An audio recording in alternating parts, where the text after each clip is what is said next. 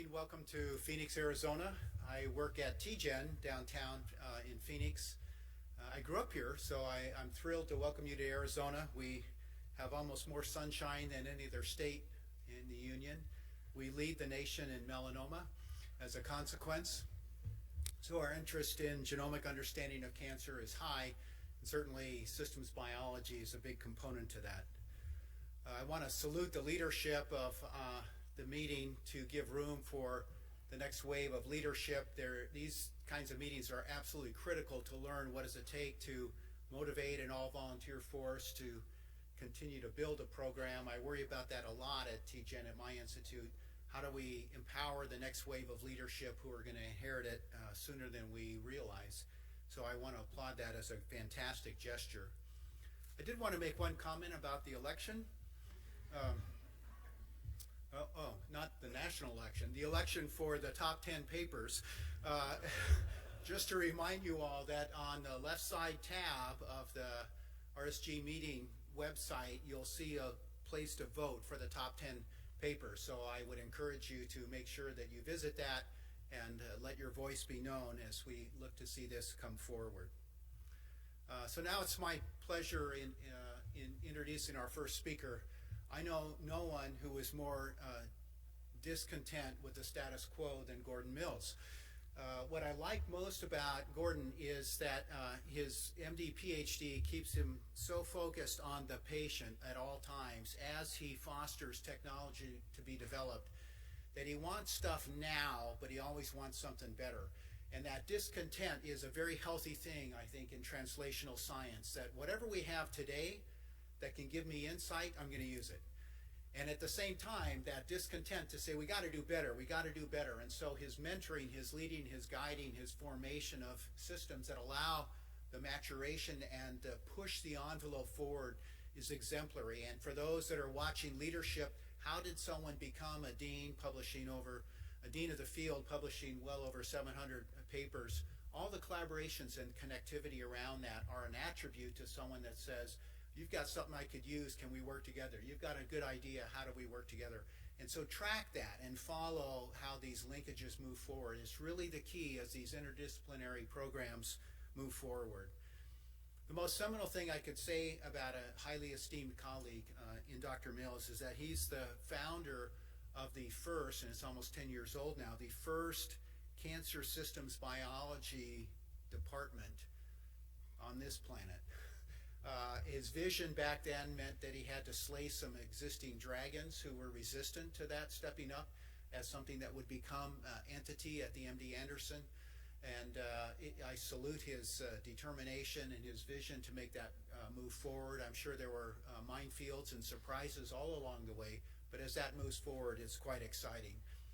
So the wave of understanding precision medicine is now drug combinations, and how in the world are we going to figure out how to use agents, existing or new ones, in combination to help patients. So Gordon, please walk us through here. Glad you're here.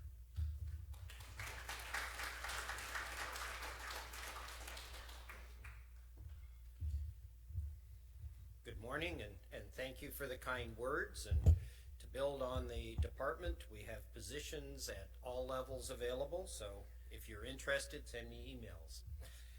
Okay, so this slide has to go up, not because of this being CME. My institution has required, for a variety of reasons, that I disclose that I work with many different companies. And I want to use this as a positive. If we're going to do things for patients, we have to build a new approach to academic industrial collaborations where we maintain conflict of interest free behavior, but that we work with industry in a better manner. They have the tools that we need to move things forward for our patients. Now, we've been talking about targeted therapy for cancer for a long time, and it has a wonderful theory that unfortunately has not fulfilled its promise as of yet. But I'm going to argue, and I'm going to continue to argue throughout this talk, that we have made a key mistake in the whole process. A recent editorial came out and said it's a complete failure. That is wrong. But the other part is that what we have learned over the last 50 years of treating cancer patients, particularly complicated epithelial tumors that we're working with, is no single agent will ever work. And what we've been doing is expecting home runs with monotherapy, that we can target what is happening in the tumor with a single agent, and that simply is not going to work. And so what I want to do today is talk you through a process that I think in part can help us identify in a rational manner combinations that have an opportunity to really fulfill the promise that we've been working on. Now, if we look at this, there really has been an incredible high rate of failure. But I do want to point out there's also a very high level rate of responses. We've got that first fulcrum, a response to our targeted therapies, that if we can just determine how to leverage those, we can move forward. And so the fulcrum and lever concept is here. I think we have the tools. We have to figure out how to use them. Now, there are 4 key resistance mechanisms. I changed this slide early this morning and didn't count. And I'm going to talk about 2 of them in detail, and that is the adaptive resistance. And this is, I think, our greatest opportunity to change the way in which we manage patients. And I'm also going to talk briefly about the concerns to do with intratumoral heterogeneity and the fact that I think this is not a big problem as many people have proposed. Now, this idea of rational combination therapy and targeting adaptive resistance is something that I need to attribute to Yossi Yarden and to Arthur Lander, the smarter of the 2 Lander brothers. He's a systems biologist, so by definition he has to be the smarter of the 2. And that is that systems are robust to perturbations. Everything we do today to ourselves, I've had enough caffeine this morning that if you were to put that in a tissue culture dish, every cell would die. However, my system has dealt with that perturbation in a number of ways, and it has adapted to the fact that I'm going to dose myself with caffeine every day. Through phylogeny, that has happened with food, with diet, with many different things. Every single molecule in the body has been targeted at some point. The cell has to adapt. Now, the models that both Yarden and Lander have put forward is that has to happen. Systems must be robust to those perturbations. However, if you look at the chance that at the same time the target and the adaptive response that allows you to survive that would have been targeted by coincidence throughout phylogeny, that number approaches 0. And that gives us an opportunity, if we can systematically identify how tumor cells adapt to the challenge that we give them in terms of chemotherapy, targeted therapy, and interdict those responses, we have a potential to identify rational combination therapies. And given that there are over 1,000 drugs in or about to enter clinical trials, the perturbations that we have to do is to get these numbers down to a reasonable level. 1,000 times 1,000, doing every 2 combination.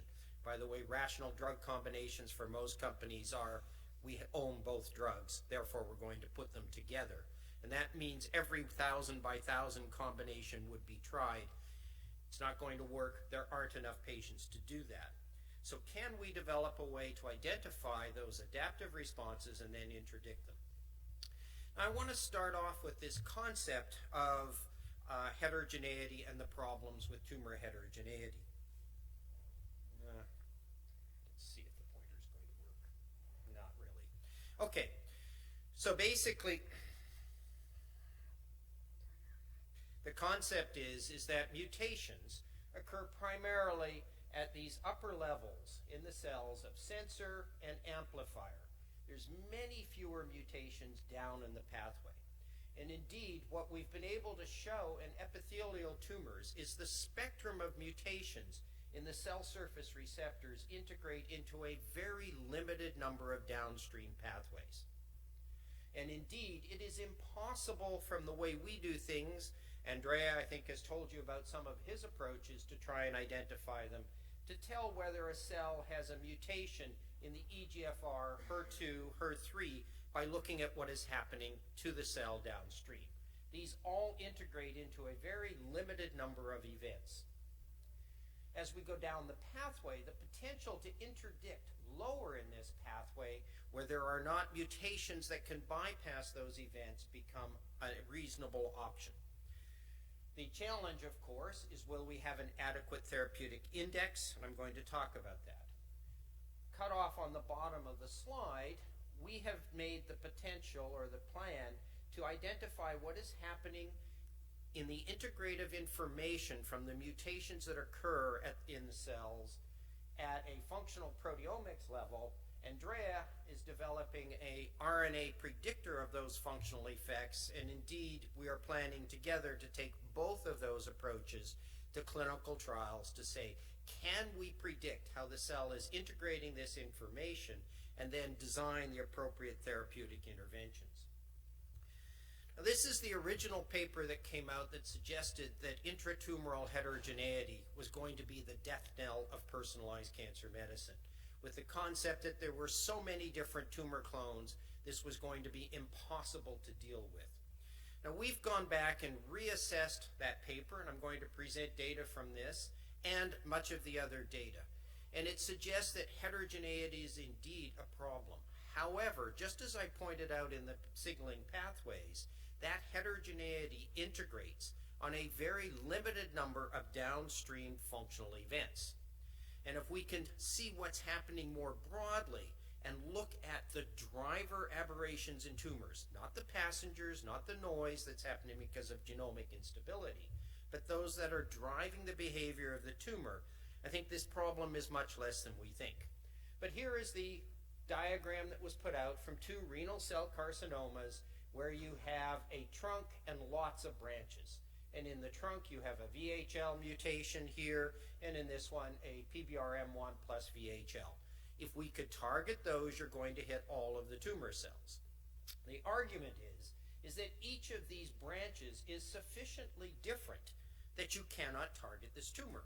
If I target this branch, this one's going to take over. If I target that one, that branch is going to take over, and we're not going to make progress. However, if you take a look at this carefully, what you find is convergent evolution. Indeed, each of these branches have different mutations, but they're in the same thing. Here is a SETD2 missense mutation. Here's a SETD2 splice mutation. Here is a SETD2 frameshift mutation. The cells, after having a VHL mutation, had to acquire a SETD2 aberration to progress. This convergent evolution gives us an opportunity then to target what's happening with SETD2. Turns out exactly the same story here, VHL, and you've got a SETD2 aberration, albeit different ones, in every branch of this pathway.